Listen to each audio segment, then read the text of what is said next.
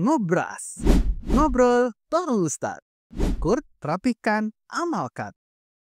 Assalamualaikum warahmatullahi wabarakatuh. Alhamdulillah kembali lagi di podcast Ngobras, ngobrol bareng Ustadz. Nah, alhamdulillah ini edisi spesial karena kita akan menyambut Idul Fitri. Nah, ini apa aja sih yang harus kita lakukan di momen Idul Fitri ini? Dari mulai sunah-sunahnya mungkin, kemudian keutamaan-keutamaan lainnya.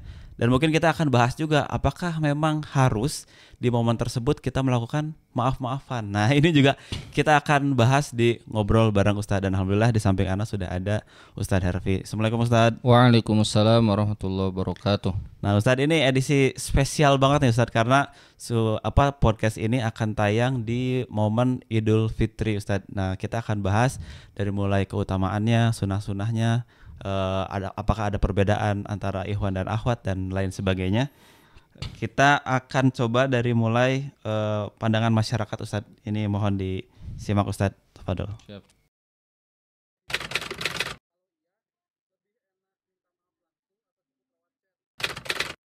Kalau maaf-maafan sih mungkin itu lebih ke budaya kali ya, budaya di Indonesia. Enaknya sih langsung sih. Lebih enak langsung aja, kalau di chat mungkin agak kurang gitu. Lebih meminta maaf langsung ke orang. Kan kalau langsung itu biar enak gitu. Kalau di chat mah apa gitu, kurang, asa kurang. Sama sih, enakan langsung karena lebih afdol. Langsung sih, karena kalau dari chat kurang etis saja.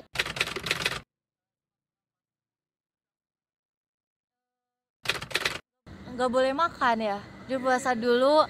Terus juga ya sama kalau misalnya berangkat berbeda, lewat yang berbeda dan pulang. Kalau sunnah paling mandi kan. Lebih baik misalnya jalan ke masjidnya beda, misalnya dari kiri, kalau pulang ke. Kalau sunnah hidup itu yang kita datang ke masjid, sholat sunnah dulu kan, takbiran kan itu sunnah juga ya. Paling kita bersama keluarga, ya lah silaturahmi paling gitu. Nah itu Ustadz, wah gimana Ustadz, ini momen yang selalu kita nanti-nantikan gitu ya. Apalagi kalau momen waktu kecil udah gak sabar pengen besok karena ada sepatu baru kalau waktu kecil. Nah ini Ustadz mohon dijelaskan kepada kita dari mulai sunah-sunah, keutamaan dan lain sebagainya Ustadz. Mangga Ustadz. Ya, bismillahirrahmanirrahim. Alhamdulillah wassalatu wassalamu ala Rasulillah wa ala alihi washabihi wassalim.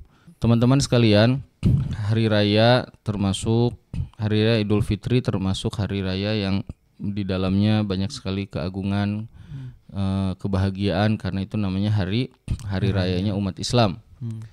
Dan setelah sebulan beribadah ya, bersungguh-sungguh mengurangi makan, mengurangi tidur ya, banyak menghabiskan waktu dengan beribadah kemudian oleh Allah Subhanahu wa taala. Setelah itu di akhir Ramadan dengan adanya Lailatul Qadar. Setelah itu kita memasuki hari raya. Kita merasa semoga di hari raya ini kita merasa bahagia karena kita telah bersungguh-sungguh. Makanya di hari raya ini ada sunnah-sunnah di dalamnya. Nah, di antara sunnah-sunnah di hari raya Idul Fitri, yang pertama adalah bertakbir. Ya, disunahkan bertakbir ketika keluar dari rumah untuk sholat Id. Adapun takbiran itu disunahkan dari malam hari, dari terbenamnya matahari akhir Ramadan. Nah, itu sudah disunahkan takbiran. Tapi ya di hari rayanya sunahnya adalah ketika keluar dari rumah untuk sholat Id. Sampai kapan? Nah, di sini ada khilafiyah para ulama. Ada yang mengatakan sampai imam datang, ada yang mengatakan sampai selesai sholat Id. Ya, masih ada kesempatan terus bertakbir. Nah, kemudian selain itu sunnah di hari raya yaitu adalah mandi. Nah, mandi di hari raya ya, ini hukumnya sunnah dimulainya dari setengah malam, lewat tengah malam. Maknanya kalau ada orang mandi karena di rumahnya ngantri, banyak keluarga mudik, udah pada ngantri mandi dari jam 3, apakah sah? Sah ya, karena mandi di hari raya kaitannya bukan dengan sholat idnya, tapi berkaitan dengan hari rayanya. Berbeda dengan mandi hari Jumat. Kalau hari Jumat disunahkannya setelah ba'da subuh, gitu, karena berkaitan dengan sholat Jumat. Nah, mandi di hari raya ini disunahkan termasuk bagi wanita yang mereka tidak sholat Id. Oh. Jadi iya, disunahkan. Ya. Kalau sholat Jumat disunahkannya bagi orang yang mau Jumatan aja. Iya, betul. Kemudian setelah mandi disunahkan juga untuk menggunakan pakaian yang baik, Ya. yang terbaik. Ini dibolehkan dan disunahkan. Karena ada hadis di mana Rasulullah menggunakan pakaian yang bagus. Kemudian yang berikutnya yaitu sebelum berangkat makan dulu. Ya, beberapa butir kurma misalnya. Ya. Kalau ada atau apapun untuk menegaskan bahwa Ramadan sudah selesai. Dan untuk menegaskan bahwa di hari raya nggak boleh saum, makanya dia makan. Betul. Jadi kalau buat Idul Fitri mah justru harus sarapan dulu justru Ya, sarapan bukan dulu. puasa malah ya. Bukan puasa, karena kan sudah selesai Sudah selesai saumnya. saum. Justru untuk menandakan udah beres Udah beres. Ramadan. Baik, Ustaz, selanjutnya. Ustaz. Kemudian berikutnya disunnahkan untuk datang ke masjid. Tadi sudah ada tuh yang menyampaikan datang ke masjid dari jalan dari satu jalan, pulang dari jalan yang berbeda. Kemudian kalau misalnya saling mendoakan apakah disunahkan? Iya, ada riwayat sahih disebutkan para sahabat kalau saling bertemu di hari raya mereka mengatakan semoga Allah saling menerima amal kami dan amal engkau. Jadi ini disunahkan. Maaf-maafan apakah dibolehkan? Iya, dibolehkan karena memaaf-maafan tiap hari boleh, di hari raya juga dibolehkan dan tidak apa-apa. Jadi kata Allah fa'fu wasfahu, dan memaafkan dan saling melapangkan. Ini perintah Allah dalam Al-Quran dan juga perintah Nabi di dalam hadis-hadis yang banyak sekali bunyinya. Dan bahkan kata Nabi tidak boleh sesama muslim itu saling membelakangi, saling marah begitu. Nah kalau maaf-maafan kan berarti sudah nggak ada marah lagi. Kata Nabi la tabagodu, jangan saling marah, wala tadabaru, jangan saling membunggungi gitu. Jadi dibolehkan. Yang nggak boleh ya salaman lain mahram nah. atau dengan ajnabi, ini nggak boleh.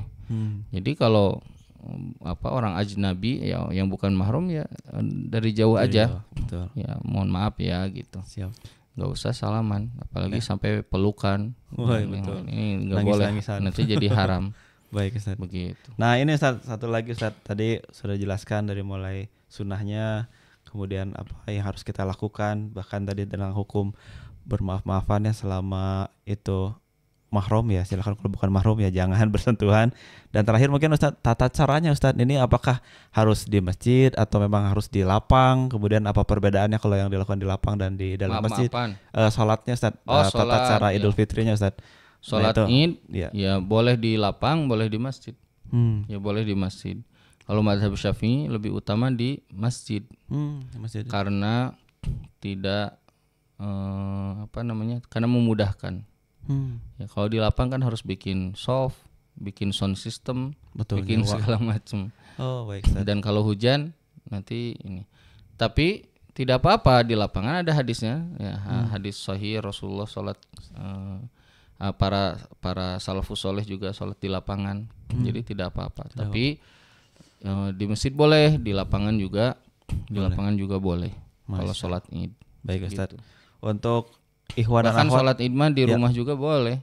Iya. Oh, iya. Di rumah boleh kalau misalnya bertiga kayak zaman Covid dulu. Benar, Ustaz. Ya. Bertiga sekeluarga gitu. Berjamaah. Nah, kalau sholat Jumat, nah itu baru tidak bisa dilakukan kecuali berjamaah dengan jamaah yang tertentu ada jumlah. Walaupun ada khilafiyah ya tentang masalah tempat sholat ini. Pokoknya di rumah boleh, di masjid boleh, di lapangan boleh. Di lapangan boleh. Baik, Ustaz. Tidak ada perbedaan ini Mas tadi ya kalau tentang tata cara ikhwan ataupun akhwat dalam melaksanakan sholat. Ya, sholat ini tidak ada perbedaan. Jadi sholat itu dilaksanakan 2 rakaat. Kemudian di rakaat pertama ada tambahan takbir, disebutnya takbir zawaid. Zawaid itu tambahan, yaitu 7 takbir. Berarti selain takbiratul ihram, bukan sama takbiratul ihram. Jadi Allahu Akbar takbiratul ihram dulu, habis itu baru mulai 7 takbir. Di rakaat kedua ada takbir tambahan lagi, yaitu 5 takbir setelah bangun dari sujud. Jadi bukan sama bangun dari sujud ya. Bangun Jadi dulu baru nanti mulai ya, lagi. baru mulai takbir 5 kali gitu. Nah, satu penasaran Ustadz ini mengenai salat Idul Fitrinya Ustadz ya. Kalau ada imam yang salah dalam hitungan atau mungkin ya ada lupa dan sebagainya, itu gimana Ustadz? Apakah makmumnya harus subhanallah atau gimana ini? Ya. Karena banyak juga mungkin yang awam Ustadz. Kalau misalnya imamnya di rakaat kedua lupa tidak membaca takbir tambahan, ya sudah nggak apa-apa, biarin. Ya karena termasuk sunnah sholat. Ya, kalau misalnya kita bilang subhanallah, dia terus lanjut sudah. Ya karena dia kalau sudah masuk Al-Fatihah sudah masuk rukun baru. Jadi dia nggak usah balik lagi ke takbir tambahan. Takbir tambahan itu sunnah hukumnya. Gitu. Sholatnya sah dan tidak perlu sujud sahwi gitu. Orang yang meninggalkan takbir tambahan. Jadi lanjutkan aja si sholatnya. Tapi kalau misalnya dia Allahu Akbar baru mau bismillah, baru mau mulai terus subhanallah, dia ingat terus dia takbir lagi. Kembali ke takbir, ya boleh juga. Itu pendapat Malikiyah sama Hanafiyah, boleh balik lagi. Gitu dibolehkan, tapi nggak perlu dipaksakan untuk balik lagi gitu. Karena sunnah.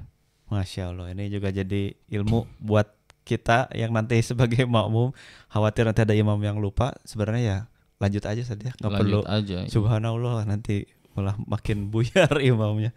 Baik Ustadz, sebenarnya cukup untuk membahas tentang Idul Fitri ini. Syukron wa jazakallahu khair. Mungkin ada penutup tambahan Ustadz, ini karena momen terakhir ya, bukan terakhir ya, di Ngobras kali ini karena akan tayang di momen Idul Fitri. Mungkin minta nasihatnya juga Ustadz, karena ini spesial setelah Idul Fitri ini, karena kita udah sebulan penuh Ramadan. Apa nih yang harus kita jaga supaya kita juga lebih istiqomah lagi setelah melewati bulan Ramadan? Setelah bulan Ramadan jangan mengurai iman yang sudah dijalin, yang sudah diperkuat selama bulan Ramadan. Ya. Kata Allah, wala takunu kallati naqadat ghazlaha min ba'di quwwatin ankasa. Kata Allah, jangan seperti perempuan yang memintal kain sudah jadi dijahit, sudah jadi seharian, udah jadi kemudian dilepas lagi, diurai lagi gitu. Nah, sekarang kita di Ramadan ada namanya sholat qiyamul lail, ada namanya tilawah Quran, saum, dan banyak ibadah. Nah, ini dilanjutkan dengan amal-amal yang lebih baik, tentunya harus lebih baik dari sebelum bulan Ramadan. Begitu.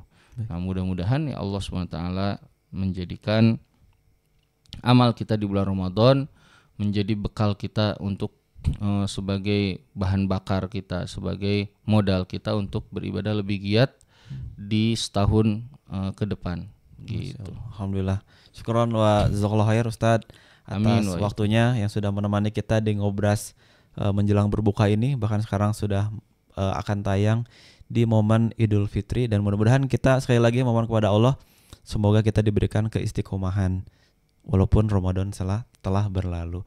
Baik, kita akan cukupkan. Mohon maaf sekali lagi kalau banyak salah-salah kata dari kami dan juga tim dari host juga. Anda mewakili host yang satu lagi, Puji ya. Mohon maaf bila ada salah-salah kata.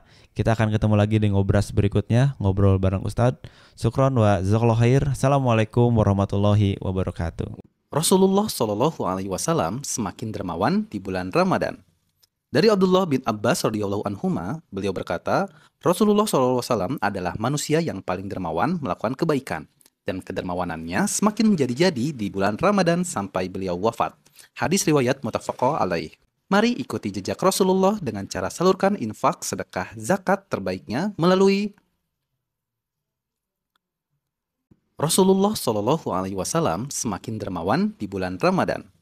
Dari Abdullah bin Abbas radhiyallahu anhuma, beliau berkata, Rasulullah